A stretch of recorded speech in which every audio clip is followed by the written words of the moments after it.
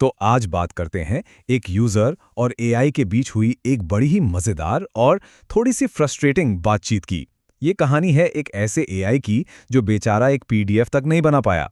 पूरी कहानी की शुरुआत होती है एक बहुत ही सिंपल, एकदम सीधे से रिक्वेस्ट के साथ। यूजर को बस जुलाई से दिसंबर 2025 के लिए एक लाइन वाले एमसीक्यूज के एक पीडीएफ चाहिए थी। कितना आसान लगता है ना? तो चलिए देखते हैं कि आगे क्या हुआ।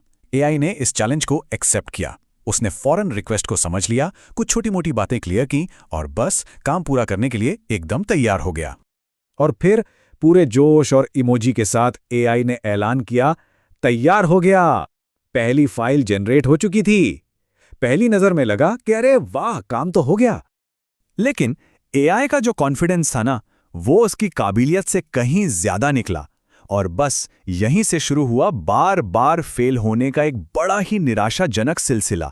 तो पहली कोशिश में एआई ने वादा तो कर दिया कि लीजिए पूरी पीडीएफ तैयार है, लेकिन असल में क्या मिला? एक बिल्कुल खाली फाइल। मतलब एक अक्षर भी नहीं था उसमें। एआई ने फौरन अपनी गलती मान ली और माफी भी मांग ली।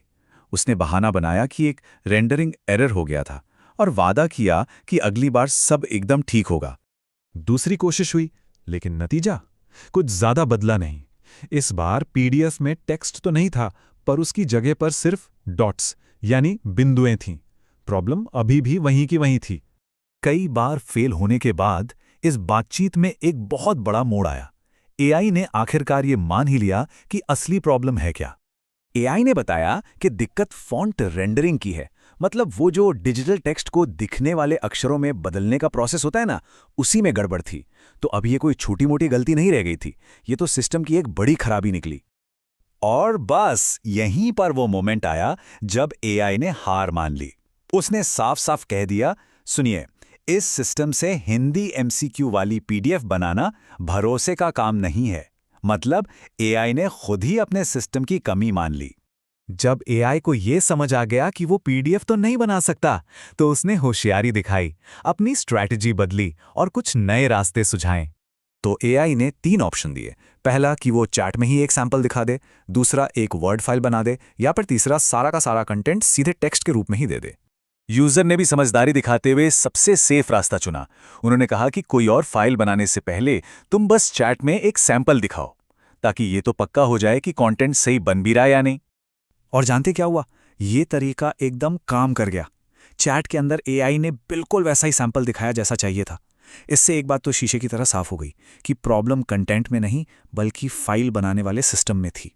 चैट में मिली इस कामयाबी के बाद भी यूजर ने सोचा, चलो एक आखिरी बार पीडीएफ बनाने की कोशिश करते हैं। और नतीजा वही ढाक के 3 पात, एक और फेलियर। अब तो ये पक्का हो गया था कि पीडीएफ इंजन ही खराब था। आखिर में दोनों ने पीडीएफ बनाने का आइडिया छोड़ दिया और एक ऐसे सॉल्यूशन पर पहुंचे जो काम कर रहा था। सारा का सारा टेक्स्ट सीधे चैट विंडो में ही ले लेना। तो इस पूरी उठापटक से हमें सीखने को क्या मिलता है? इंसान और मशीन के इस रिश्ते के बारे में ये कहानी हमें क्या बताती है? ये किस्सा मॉडर्न एआई की एक बहुत ही अजीब बात को दिखाता है। देखिए, एक तरफ वो मुश्किल से मुश्किल भाषा और उसकी बारीकियों को समझ सकता है, लेकिन दूसरी तरफ पीडीएफ बनाने जैसा एक सीधा साधा टेक्निकल काम करने में फेल हो जाता है। एक बात माननी पड़ेगी, इस पूरी सिरदर्दी के दौरान भी एआई ने अपना व्यवहार बहुत अच्छा रखा। वो लगातार विनम्र बना रहा और सॉल्यूशन खोजने पर फोकस करता रहा। ये एक अच्छे पार्टनर की निशानी है।